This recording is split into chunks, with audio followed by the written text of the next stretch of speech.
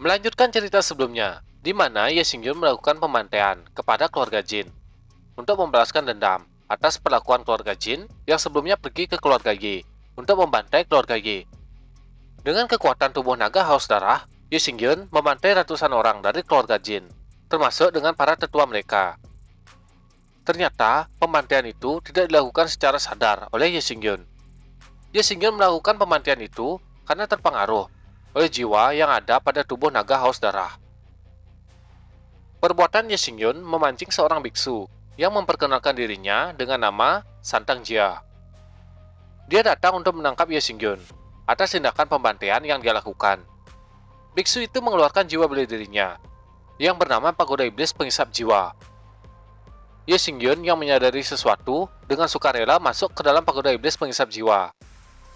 Kejadian itu disaksikan oleh Sanseng yang bersembunyi di sekitar tempat tersebut. Berpindah ke sebuah kediaman, seseorang melapor kalau Ye Xingyun dibawa pergi oleh seorang biksu. Tapi orang yang mendengar berita itu tidak percaya dengan laporan yang diberikan. Orang yang di dalam kediaman tersebut adalah orang-orang Ye Xingyun. Si Jambul Merah menunjuk ke Sanseng, kemudian dia bertanya ke Gaodong, "Apakah kau percaya orang ini?" Sanseng mengangkat tangannya, berusaha mengatakan kalau dia benar-benar serius. Dia berkata, "Aku melihatnya dengan mata kepalaku sendiri." Gaodong berkata, "Sesaat orang ini memberiku isyarat. Dia seperti pencuri. Aku tidak percaya apa yang dia katakan." Sanseng yang kesal karena tidak ada orang yang mempercayainya, dia berbalik kemudian berkata, "Lupakan. Kalau begitu, aku akan pergi saja dari sini. Mau percaya atau tidak, itu bukan urusanku." Melihat dirinya diabaikan, Gaodong bergumam. Dia sama sekali tidak membantah keraguanku. Apakah aku salah paham tentangnya? Gaodong berteriak, "Berhenti!" Mendengar itu, Sanseng berbalik. Dia bertanya, "Apa yang kau inginkan?" Gaodong bergumam, "Aku sudah terlanjur. Aku harus mempercayai orang ini, walaupun dia terlihat seperti pencuri." Setelah berpikir, Gaodong berkata, "Aku meminta maaf karena salah menilai orang dari penampilannya. Tolong ceritakan bagaimana kejadian awalnya." Suasana di sana mulai santai. Sanseng meneguk minuman sambil menceritakan apa yang sudah dia lihat yang berkaitan dengan Ye Xingyun. Si Jambul Merah yang mendengar itu berkata, "Tapi dari apa yang kau katakan, aku masih memiliki keraguan." Di lain sisi, Gaodong membantah. Dia berkata, "Tidak, apa yang dia katakan itu benar." Si Jambul Merah berkomentar, "Gaodong, ini sangat aneh. Dengan kekuatan saudara Ye, dia belum tentu kalah. Dan juga, saudara Ye tidak melawan." Sanseng pun berkata, "Ya, bahkan aku pun tidak terlalu yakin dengan apa yang kulihat. Apakah kau juga menyadarinya?" Gaodong berkata, "Karena kau tidak berbohong dan juga kau telah mengakui bahwa kau memukul patriark keluarga Jin sampai mati, seharusnya kita tidak meragukan kata-katamu lagi." Sang Ji yang mendengar cerita tersebut, dia berkata, "Biksu Santang Jia ada di kota Xinghai. Jika kita ingin menyelamatkan guru, kita harus bergegas pergi ke sana. Akan tetapi, para master di kota itu sangatlah kuat. Kekuatan rata-rata dari mereka berada di dalam realitas yang." Si Jambul Merah berkata, "Jadi, prioritas utama kita adalah meningkatkan kekuatan kita secepat mungkin, kemudian pergi ke kota Xinghai untuk menyelamatkan saudara Yi." Sanji menjawab, "Kau benar." Si Jambul Merah kembali berkata, "Saat ini, aku berada di puncak alam realitas yang." Godong berkata, "Xiaoling tidak memiliki basis kultivasi, sedangkan aku berada di lapisan ke-9 alam Yen Point." Sang Ji juga berkata, "Meskipun dia hanya berada di lapisan ke-6 alam Yen Point, tapi tubuhnya kuat, jadi dia bisa bertarung dengan ahli di dalam realitas yang." Si Jambul Merah tidak meragukan kedua saudaranya itu, akan tetapi ketika Sanseng mengatakan kalau dia tidak bisa mengalahkan siapapun, wajah si Jambul Merah menjadi cemberut. Setelah sedikit berdiskusi, si Jambul Merah berkata, "Semuanya, ayo kita berangkat dengan cepat dan berlatih secepatnya." Sang Ji mengatakan, setelah mereka pergi ke kota Xinghai, mereka akan menjalani latihan terlebih dahulu. Sanseng juga berkata, "Aku mengakui kalau ide kalian cukup bagus, akan tetapi mengapa kalian harus membawaku? Aku sudah bilang, aku tidak akan pergi." Si Jambul Merah berkata, "Kau harus ikut. Santang Jia adalah biksu di kota Xinghai, dan ada 3.000 kuil Yaosang di setiap pinggirannya. Kau satu-satunya dari kita yang telah melihat biksu itu. Jadi siapa lagi yang harus kita bawa? kalau bukan kau. Dan juga, saudara Ye telah menyelamatkan hidupmu. Kau tidak punya alasan untuk menolak. Sanseng menjawab, aku sebenarnya ingin membantu, tapi kultivasiku sangat rendah. Kemungkinan besar, aku akan menjadi beban untuk kalian semua, jadi aku tidak bisa ikut. Mendengar alasan yang diberikan oleh Sanseng, si nyambul merah berkata, Xiaoling, yang seorang gadis tanpa basis kultivasi saja berani pergi. Apa yang kamu takutkan? Seketika, Xiaoling yang berada di sana bersemangat. Dia berteriak, baiklah, mulai hari ini, aku juga akan berlatih. Si nyambul merah menatap ke arah Xiaoling. Kemudian dia berkata ke Sanseng, lihat semangat gadis ini. Lalu, apakah kau punya sesuatu untuk dikatakan lagi? Berpindah ke kediaman Xin. Dia sedang menatap keluar kediaman. Tidak ada yang tahu apa yang dia pikirkan. Seseorang muncul di belakangnya. Orang itu mengenakan topeng, kemudian berkata, bagaimana? Apakah kau sudah memikirkannya? Xin melirik ke belakang. Orang tersebut kembali berkata, darah iblis paling murni mengalir di dalam tubuhmu. Bergabunglah dengan perkumpulan iblis kami. Kau tidak akan pernah menyesalinya. Dan aku juga tidak akan mencarinya atas kematian saudara Su. Pria bertopeng ini menunjuk kepada Ye Xingyun yang telah membunuh Sansu. Xin berkata, aku dengar bahwa Ye Xingyun dibawa pergi. Apakah bawahanmu yang melakukannya? Pria bertopeng menjawab, orang yang menangkapnya bernama Santang Jia. Dia adalah anggota kuil Gaosang. Dia tidak kuat, tapi latar belakangnya sangat besar. Aku tidak berani menyinggungnya. Mendengar jawaban pria bertopeng, Xin berkata, jika kau bisa menyelamatkannya, aku berjanji akan bergabung dengan perkumpulanmu. Pria bertopeng menolak. Dia berteriak, tidak, kau tidak memenuhi syarat untuk bernegosiasi denganku. Jika kau bergabung dengan kami dapat memberikanmu semua sumber pelatihan. Setelah kau kuat secara alami, kau dapat melawan biksu tersebut. Waktu terus berjalan, berpindah ke 3 bulan kemudian. Di pegunungan, arah timur kota Xinghai, biksu Santang Jia berada dalam kediamannya. Dia menatap pagoda iblis pengisap jiwa. Kemudian dia berkata, sudah 3 bulan, mengapa belum ada tanda-tanda dari dalam pagoda? Ye Xingyun yang mendengar itu menjawab, ingin memurnikanku hanya dengan menara sampah ini. Santang Jia yang mendengar itu menjadi marah. Dia mengeluarkan kekuatan dan mengarahkannya ke pagoda iblis sambil berteriak, iblis gila, kau sangat lancang. Aku akan membakarmu sampai mati, lalu memurnikan dan mengisap darahmu. Berpindah ke dalam pagoda iblis. Ye Xingyun duduk bersila. Di sekeliling tubuhnya, api terus berkobar. Ye Xingyun yang masih bersila, dia bergumam, pagoda pemurnian 9 lantaiku tampaknya mampu menelan seni bela diri di pagoda. Tidak heran, pagoda pemurnianku ingin aku memasuki pagoda iblis ini. Jiwa bela diri pagoda emas 9 lantai milik Ye Xingyun dikeluarkan. Ye Xingyun melirik ke belakang, kemudian bergumam, jiwa bela diriku ini semakin terlihat nyata. Dari penampilan pagodaku, hari ini aku akan menerobos. Di luar pagoda, wajah Santang Jia sangat bersemangat. Dia merasakan suatu perubahan. Kemudian dia berkata, haha, tidak ada suara. Iblis gila itu akhirnya terbakar sampai mati. Selanjutnya, biarkan aku menyerap darahmu. Santang Jia mencoba menyerap darah Ye Xingyun dari pagoda iblisnya. Akan tetapi, apa yang dia inginkan tidak tercapai. Santang Jia kembali berkata, aneh, mengapa aku tidak bisa menyerap darahnya?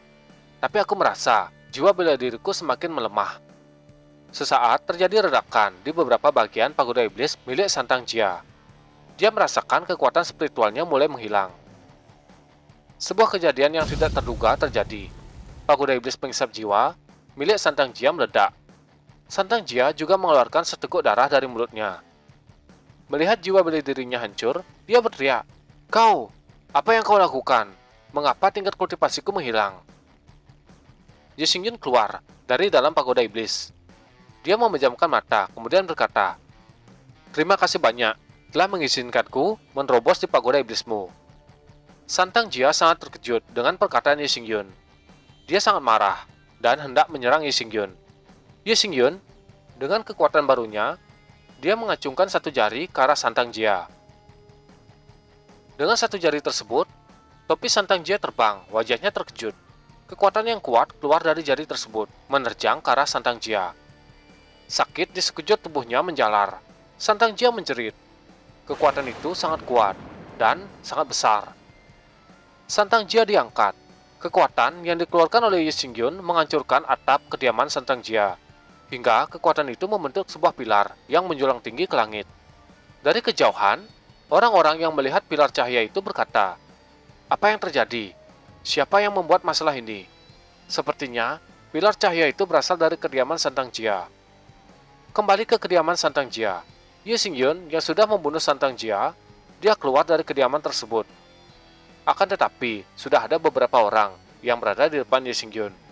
Mereka berkata, "Siapa kau?" Ye Xingyun dengan santai menjawab, "Aku kakekmu." Orang-orang tersebut menjadi marah. Mereka menyerang Ye Xingyun sambil berteriak, "Kau lancang sekali." Ye Xingyun mengulurkan tangan ke arah orang-orang yang menyerang. Kekuatan menyelimuti lengan Ye Xingyun. Kekuatan itu berubah menjadi sebuah tangan. Tangan itu menangkap orang yang sebelumnya menyerang. Dengan sedikit kekuatan, orang tersebut digeprek oleh Ye Xingyun. Temannya yang melihat kekuatan Ye Xingyun sangat terkejut. Mereka berkata, "Sungguh roh jahat yang kuat. Mari kita serang secara bersama-sama." Akhirnya, kedua orang yang tersisa itu menyerang bersama. Mereka sangat marah karena saudaranya dibunuh. Sebuah pukulan mendarat pada salah satu dari dua orang itu, hingga giginya terlepas. Ye Xingyun melawan orang itu dengan sangat santai. Seorang biksu lain datang. Dia menghentikan kedua orang yang menyerang Ye Xingyun. Orang ini menggunakan pakaian yang mirip dengan Santang Jia. Diperkenalkan, nama depan orang ini juga adalah Santang. Dia berada di alam realitas yang lapisan kelima. Orang tersebut berteriak ke Ye Xingyun, "Apa kau yang sudah membunuh saudaraku?" Ye Xingyun dengan tegas menjawab, "Ya, aku yang melakukannya." Pria yang dipukul oleh Ye Xingyun, dia berkata, "Ini adalah Santang Di, saudara laki-laki Santang Jia.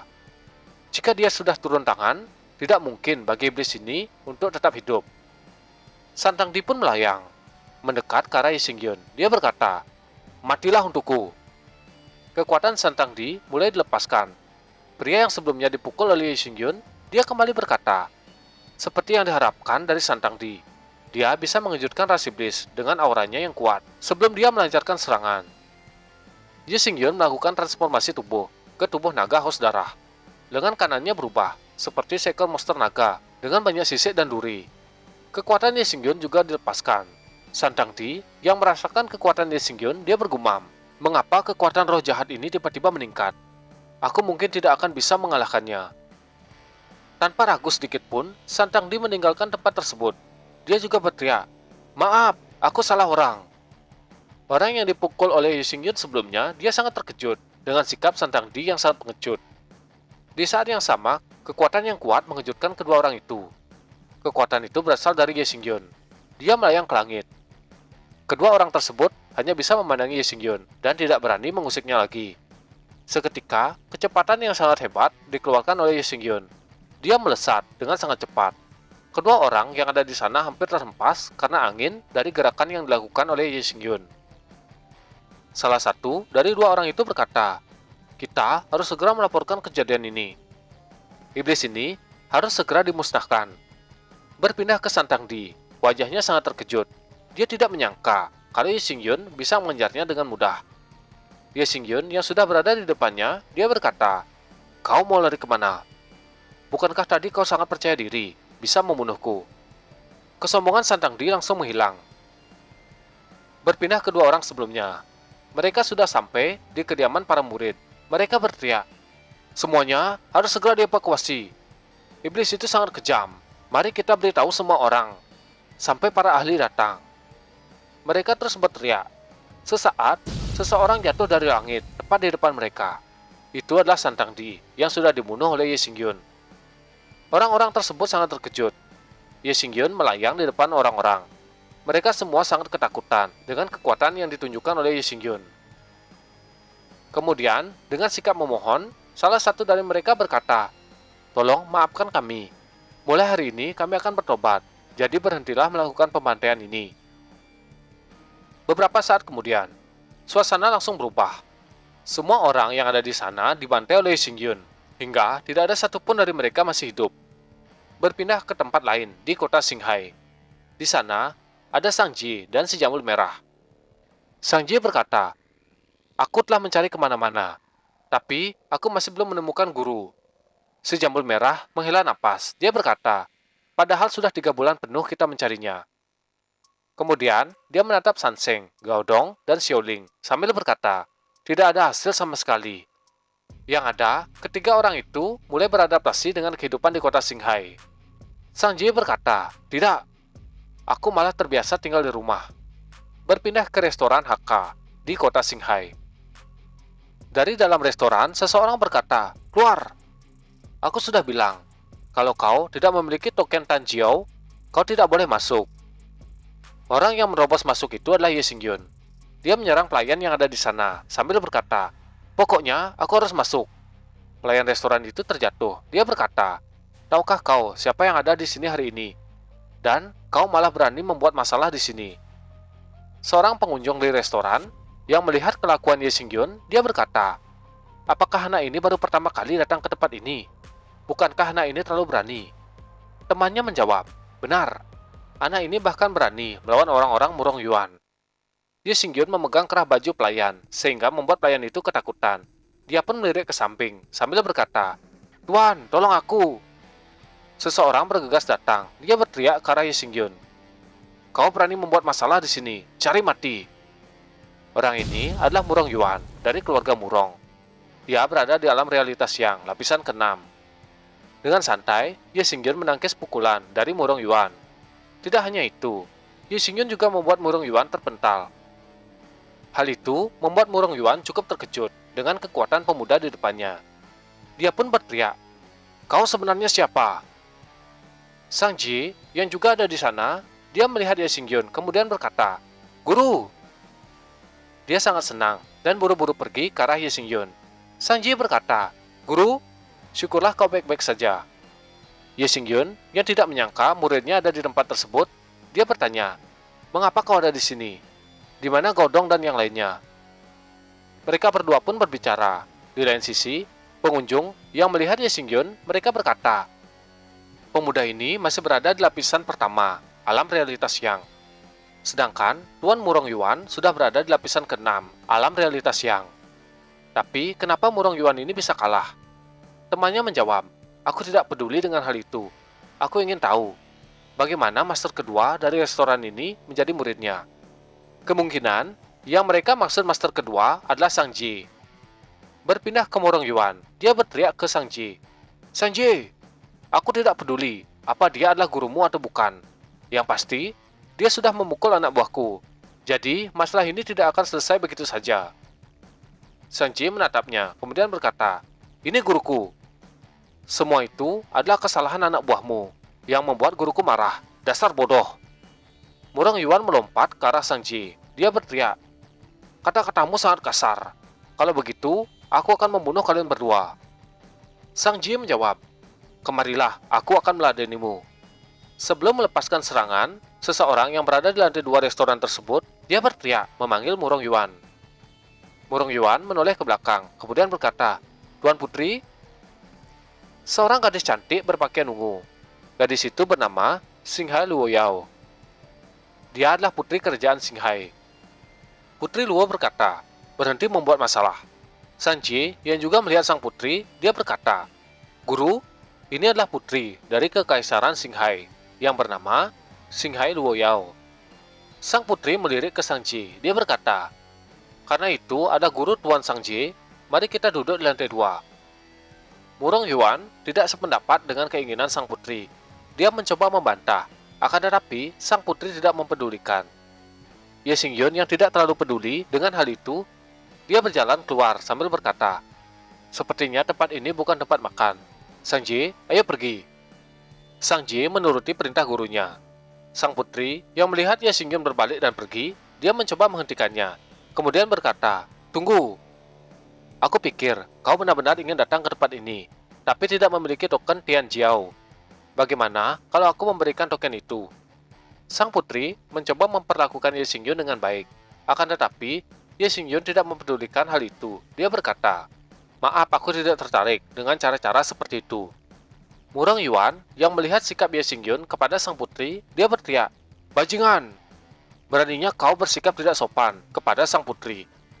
Dia pun maju menyerang sambil berteriak, Matilah! Murong Yuan ini mengeluarkan teknik Great Spirit Pipe Pincer. Serangan itu diarahkan ke Ye Xingyun. Para tamu yang melihat serangan itu, mereka terkejut dan berkata, ini adalah salah satu dari 3 teknik seni bela diri keluarga Murong. Dia pasti akan mati. Sayang sekali, anak ini tidak tahu di atas langit masih ada langit. Temannya berkata, keluarga Murong tidak bisa dianggap remeh. Anak ini terlalu sombong, dia pantas mendapatkan hal itu. Di lain sisi, Ye Xingyun mengeluarkan pedang tanpa ampun dari sarungnya. Pedang itu diayunkan dan menebas lengan Murong Yuan. Rasa sakit yang dirasakan Murong Yuan membuatnya berteriak sangat keras. Para pengunjung yang melihat itu, mereka terkejut dan berteriak, orang ini licik dan tidak tahu malu. Dia menggunakan senjata. 2 orang berpakaian hitam yang berada di belakang sang putri, mereka berkata, Murong Yuan tidak fokus. Jika tidak, Great Spirit Pipe Pincer pasti bisa mengalahkannya. Teknik tersebut adalah teknik seni bela diri yang sangat kuat. Kedua orang itu kembali berdiskusi dengan gerakan yang dilakukan oleh Ye Xingyun. Sang putri yang mendengarkan percakapan kedua orang di belakangnya, dia berkata, Murong Yuan secara garis besar telah kalah. Dia kalah telak. Perkataan sang putri membuat para pengunjung berkata, wah, Tuan Putri berkata kalau Tuan Murong kalah. Aku juga berpikir begitu. Perkataan dari para pengunjung itu membuat Murong Yuan kesal. Harga dirinya langsung hancur. Dengan kemarahan yang meluap-luap, Murong Yuan kembali menyerang Ye Xingyun. Dia berteriak, sial, akan kubunuh kau. Pedang kembali dihayunkan. Kali ini, kekuatan yang lebih besar dari sebelumnya dikeluarkan oleh Ye Xingyun, hingga membuat ledakan sampai keluar dari restoran itu. Ye Xingyun berkata ke Murong Yuan, jika kau masih bersikeras untuk maju, maka itu akan menjadi akhir hidupmu. Di lain sisi, sang putri kembali berkata, Sang Ji awalnya adalah sampah, dan sekarang dia bisa melawan ahli di alam realitas yang, dengan kekuatan fisiknya. Itu pasti ada hubungan dengan gurunya. Jadi dalam sehari, aku ingin semua informasi tentang guru Sang Ji ini. Kedua orang yang berada di belakang sang putri menjawab, baik. Ye Xingyun keluar dari restoran, diikuti dengan Sang Ji. Sang Ji yang mengikuti Ye Xingyun, dia berkata, Guru, tahukah Anda bahwa Gaodong telah menerobos ke alam realita yang, lapisan ketiga. Bahkan saudara Luo telah menembus alam Yen Point. Mendengar nama yang cukup asing, Ye Xingyun bertanya, siapa saudara Luo? Sang Ji menjawab, saudara Luo itu yang memberitahu kami kalau Anda dibawa ke kota Xinghai. Mendengar yang dikatakan Sang Ji, Ye Xingyun masih tidak mengetahuinya. Sang Ji kembali berkata, tenang saja guru. Dia bilang kalau dia itu teman lama guru. Secara spontan, aku tidak terlalu mempercayainya. Karena itu, aku menyuruhnya menyajikan makanan dan minuman di rumahku. Ye Xingyun tidak terlalu peduli. Dia berkata, pertama, bawa aku ke tempat Gaodong berlatih. Lalu, aku akan bertemu dengan saudara Luo itu. Sang Ji menjawab, bukankah guru seharusnya menemui saudara Luo terlebih dahulu? Berpindah ke sebuah kediaman. Sang Ji bergerak ke depan Ye Xingyun. Dia berkata, Guru, Gaodong berada di sini. Dia sangat kuat, sehingga dia telah mengalahkan banyak anak muda. Ini adalah tempat aku berbisnis. Berpindah ke tempat Gaodong berada. Dia terlempar ke sebuah dinding, hingga dinding tersebut hancur. Seorang pria dengan pakaian yang sama dengan Sang Ji, dia mengepalkan tangan di depan Gaodong, kemudian berkata, haha, ras kurcaci adalah ras sampah. Orang ini adalah Sang Hua. Dia satu keluarga dengan Sang Ji. Sang Hua tersenyum ke arah Gaodong. Kemudian dia berkata, ternyata kau belum mati. Sang Hua kembali mengeluarkan teknik pedang, Golden Python Sword. Serangan itu melesat ke arah Gaodong. Di lain sisi, dengan santai, Ye Xingyun memperhatikan pertarungan Gaodong. Di sampingnya, Sang Ji berkata, sepupu, mengapa mereka ada di sini? Ular piton emas masih terus melesat ke arah Gaodong dan bersiap menghancurkan Gaodong. Akan tetapi, sebuah palu menghantam kepala ular piton emas. Itu adalah serangan yang dilakukan oleh Gaodong dengan palu hautiannya. Kekuatan mulai dikeluarkan. Dia menatap Sang Hua. Ye Xingyun yang melihat perubahan Gaodong, dia mengatakan, itu adalah madness, bakat alami dari ras kurcaci. Kembali ke Gaodong, dia bergerak maju, menyerang Sang Hua. Melihat musuhnya datang dengan kekuatan yang lebih kuat, Sang Hua terkejut. Di saat yang sama, seorang pria tua melayang di belakang Sang Hua. Dia berteriak, berhenti! Akan tetapi, Gaodong tidak mempedulikan teriakan itu. Palu Hou-Tian sudah mendarat pada tubuh Sang Hua, hingga dia memuntahkan darah dari mulutnya. Orang tua yang sebelumnya berteriak adalah paman kedua Sang Jie. Dia bernama Sang Xiu. Melihat yang terjadi dengan Sang Hua, dia sangat marah. Sebuah teknik dikeluarkan oleh Sang Xiu dan mengarahkannya ke Gaodong.